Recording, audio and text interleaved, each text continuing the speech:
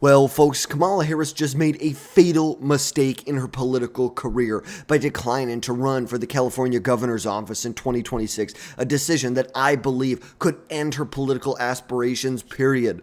Her choice to skip the governor's race, a winnable seat in a deep blue state of California that voted for her in a bad year by 20 points in 2024. To me, shows a lack of strategic foresight and lack of good political instincts. Instead of building a strong platform as the governor of the fifth largest economy in the world to boost her chances for the presidency, possibly in 2030 or 36, depending on who wins in 2028, Harris is risking everything for a presidential run in 2028 because I truly believe she will run for president in 2028. And this fatal mistake could doom her in a crowded Democrat primary if she runs, where her track record already raises doubts about her electability, not only in a general election, but simply in a Democrat primary as well. I have a hard time believing that she's going to be able to get out of a Democrat primary with more than, honestly, 10% support, 15% support at the end of the day. You're not cracking 25%. You're not cracking 50% support in the primary. It's just not going to happen, especially in a crowded primary. Now, California's governorship, we know it's a very high-profile role. They oversee the fifth largest economy in the world. And winning in 2026 would have given Harris a powerful platform to rebuild her image after the 2024 presidential election loss to Donald Trump and a failed 4 years as the vice president of the United States under the Biden administration. Now, there's a lot of historical precedents behind the fact that governors have a clear path to the presidency. Think about Reagan. Think about someone like Clinton. They have executive experience that voters value. And Harris, as a former California Attorney General and Senator, could have dominated the 2026 race against a weaker Democrat field. Even with other names in the race in California in 2026, like Javier Becerra or Katie Porter, there's a lot of other big names that were going to be in this race. But still, the fact was clear. She would have cleared it. She would have most likely moved on to the general election. And we know it's an open primary in California, so you could have seen two Democrats move on. Javier Becerra, you have Tony Atkins, who's the former president of the California Senate. You have big names here. Tony Thurmond, Katie Porter, big names that you have here. And obviously on the Republican side, where they virtually have no chance to do anything here, it's like virtually, if we're talking about this, it's like they really didn't have anything that they could do. Yes, they've got a very popular sheriff. They have Steve Hilton, some big names, but Democrats would have won this seat regardless. And serving as a governor would have let her showcase, her leadership on issues like the economy, crime, homelessness, and to begin rebuilding trust with voters. Now, I think I have serious doubts whether she would actually be able to show true leadership on the economy, on crime, on homelessness in California. It is Democrats and Democrat policies that put California where it is right now. Like, if we're being honest about it, that is, California is where it is because it's been under Democrat control for decades. So, maybe you put a little asterisk there, if she performed to the best of anyone's ability, maybe not even her abilities, she would have had to perform very well in the state of California. But instead, she's going to avoid the grind of governor and signaling she is more interested in campaigning for 2028 than being a leader in the party. Because I really find this whole thing funny that Kamala Harris has shown absolutely zero sign of being a leader of the Democrat Party since she lost the 2024 election. Like, she has gone into complete exile the last 9 months. Like, she is the entire reason there is a leadership crisis at the top of the Democrat Party. By historical standards, she should be the leader of the Democrat Party right now. She should be the leader, but she's not. She's not, because she went into complete exile. She's a complete disgrace. She really has done nothing for the Democrat Party. Her vice presidential nominee, Tim Walz, has done more to show that he's the leader of the party, and he's a freaking babbling moron. And he's done more to show that he could be the leader of the party. Gavin Newsom, the current governor of California, has done more to show that he is the leader of the party. The transportation secretary under Biden has done more to show that he's the leader of the party than Kamala Harris has. But now she's going to decide that she's going to run for president in 2028 like she is somehow the leader Somehow the leader, because Harris is reportedly keeping the door open for a 2028 presidential bid. But I really think this reeks of an overconfidence that voters are going to choose you again. Excuse me. Her 2024 campaign flopped. They lost to Trump after a 107-day sprint, and it just showed she could not connect with any voters nationwide. She couldn't connect with Hispanics. She couldn't connect with working class voters. She couldn't connect with young men.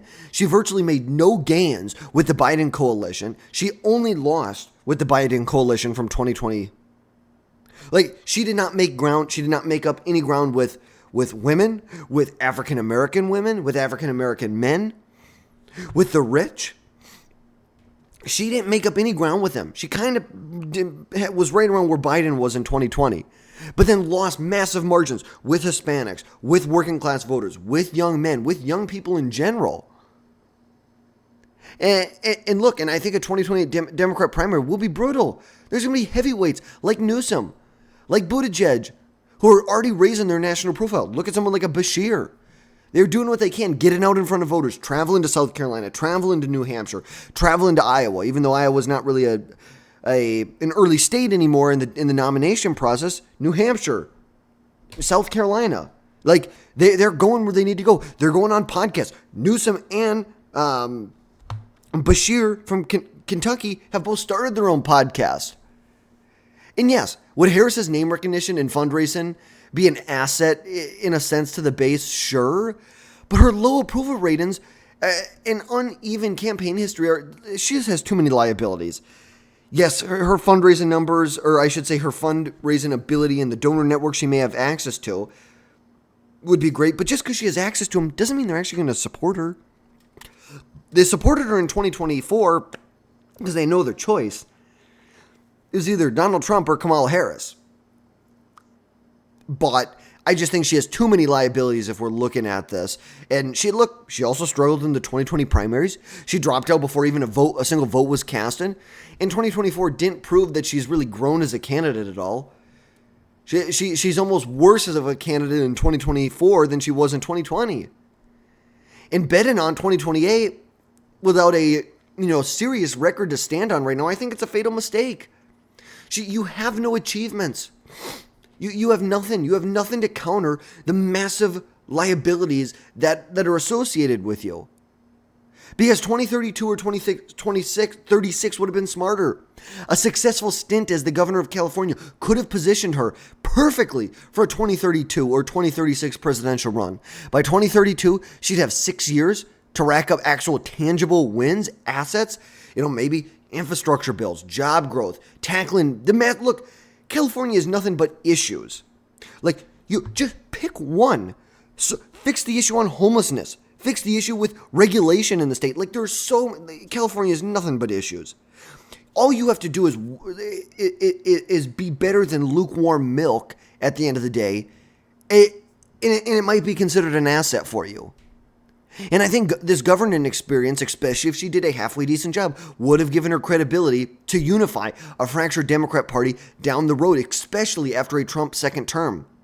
Now, obviously that assumes that she would do a halfway decent job as a governor, and I think going to California maybe isn't the best because, they're much more progressive, much more left than the country is as a whole. It's like, look, in 2024, California, they voted for Harris by 20 points. The nation voted for Trump by like 2 percentage points. They voted 18 points to the left of where the entire country is at. But now here we are. Now this is where we are. And there's nothing about Kamala Harris that screams executive leadership. Nothing. Instead, she's banking right now on 2028, where she's going to face younger, hungrier candidates without really any recent achievements to run on. It's like she couldn't even run. Like, to talk about how politically inept this lady is. She went on Stephen Colbert, and here, we're going to find a video real quick. She went on here. It was a complete joke. She refuses to put any daylight between her and Biden, which obviously that was the big mistake that she made in 2024. And she basically comes out and says she's going to write a book. She's not going to run again. She's going to stay out of the system for a little bit. And that's it.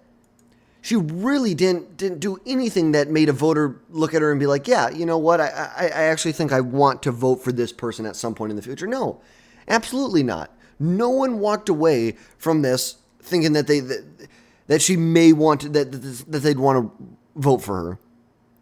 No one. This is really her first appearance since losing the 2024 election. And it was terrible. It just reminds you of exactly why she lost. This is why she lost. But Harris says for now, she's going to focus on some nonprofit work. She also wrote a book called 107 Days. It's called How to Piss $1.5 billion Away in 107 Days. and supposedly is going to campaign for Democrats in 2026, which is being met by some other Democrats with maybe not open arms. You know, they're definitely not being welcomed with open arms at this point. You know, there a lot of different Democrat operatives have been on record, I should say. They've made comments on this, but on the basis that no one knows their name. They say, quote, if she was gravity for our candidates running in center-right districts in 24, then she'll be gravity for them in 26, says Lauren Harper Pope, a co-founder at Welcome Pack, which supports center-left candidates. So she added of Harris's pledge to campaign for Democrats, no thank you. It's like we know that was a big issue. Down ballot candidates outperformed Kamala Harris in 2024, and she was a drag on them. She was a drag on down ballot candidates.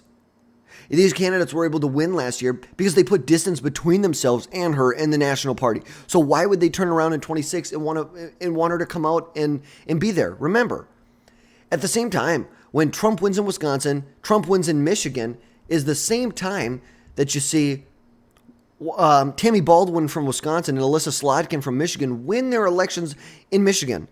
So obviously, Kamala Harris probably pulled them down. The same thing happened in Nevada and Arizona. Jackie Rosen ran in Nevada for re-election, and she outpaced Kamala Harris at the top of the ticket. Same thing happened with Ruben Gallego. You go to places like New Mexico. Look at what New Mexico right now. Harris only got 6% of the vote. And the senator who was running for re-election here, Heinrich, only got 10%. Martin Heinrich, 10 points. He outran her by like double digits, which is really sad. You look in Minnesota, Klobuchar outran the top of the ticket by huge margins. You look at New York, Christian Gillibrand outran the top of the ticket. Vermont, well, I don't think Bernie Sanders outran the top of the ticket, I'll be 100% honest. Harris was 31%, Sanders was 31%. That checks out. But actually, Harris outran Sanders in the state. But look, you look at Maine, Angus King outran the top of the ticket. I'm sure if you go to Hawaii, won by 32 points there. Harris only won by 23. You see time, and these are just Senate elections. Let's look at the gubernatorial election. Let's look at the House elections. You know, look in those House elections where they outperformed Harris at the end of the day. They way outperformed Harris at the end of the day. So, you know, she wants to make it sound noble, like she's going to do everything she can to help the party, but at the end of the day, the party really doesn't want her. She is a very weak substitute for the real power and visibility that a leader of the Democrat Party needs. And yes, you know, you're going to go on a book tour, whatever. But a book tour or running a political action committee is not going to give her the accomplishment she needs that maybe being the governor of California would. It's just more of the same thing. A lot of talk and no action for Kamala Harris. Because her plan to listen to Americans sounds a lot like 2024's, you know, her campaign's vague promises. There's no bold direction. She's not a pioneer leading the Democrat Party forward. She's just kind of sitting back. We're going to see what happens. And eventually she's just going to fade into irrelevance. She will. Especially if Democrats, even if Democrats perform like lukewarm in 26, I really think she'll fade away. Especially if she tries to campaign for Democrats. And there was even another Democrat in this right here, New York Democrat Representative Laura Gillen. She's from Long Island. Let's see if we can find her real quick. But she basically said flat out that voters in her district don't like Kamala Harris. in that she does not want her to come to her district. Just like plain and simple, do not come to my district. She won a competitive right here. New York's 4th Congressional District. Lauren Gillen, she won right here. And you can look at New York's 4th Congressional District here. Harris only won it by like a point. A point she won by in the 4th Congressional District. At the same time, when Gillen won by almost 2.5 points. So obviously, Harris was a drag on her in her own district. Yes. Did she flip a Republican district? Absolutely. But the reality is she still outran the top of the ticket. But just to kind of recap everything again, I think Harris is making a fatal mistake by assuming she can just waltz into a Democrat primary and win without any new credentials going into 2028. Her 2024 loss exposed her weakness. She's terrible at public speaking, vague policy propositions, and an inability to inspire people. And the Democrat base is relentless. They want a fresh face, not a candidate who's failed twice on the national stage. Even in a blue state like California, some Democrats were worried that her 2024 baggage would hurt down ballot races in one of the most liberal states in America. They're also afraid that she could hurt them in 26. There's a lot of Democrats who really did not have open arms for her in California. They didn't. And my thing is this, Harris can't win a primary, let alone a general election, let alone. But like we said, this decision to skip the 2026 California governor's race is a fatal mistake that will hurt her for years and will probably be the death knell for her political career. Instead of seizing a winnable role to rebuild her image for 32 or 36, she's gaming on a 28 run where she is extremely unlikely to even win the Democrat primary. Her choice shows a lack of strategic vision and a refusal to do the hard work that's required to be a leader in America. America needs leaders who prove themselves in tough jobs, not candidates that are chasing the spotlight without any results. But folks, that is going to wrap things up for today. As always, folks, drop down below, hit that like button, smash that subscribe button for more takes on the 2026 election and more. But folks, we are going to be here every step of the way to give you updates on the 26 election, what's going on with Kamala Harris, what is she doing for 2028. But as always, folks, that's going to wrap things up, and we will catch you next time.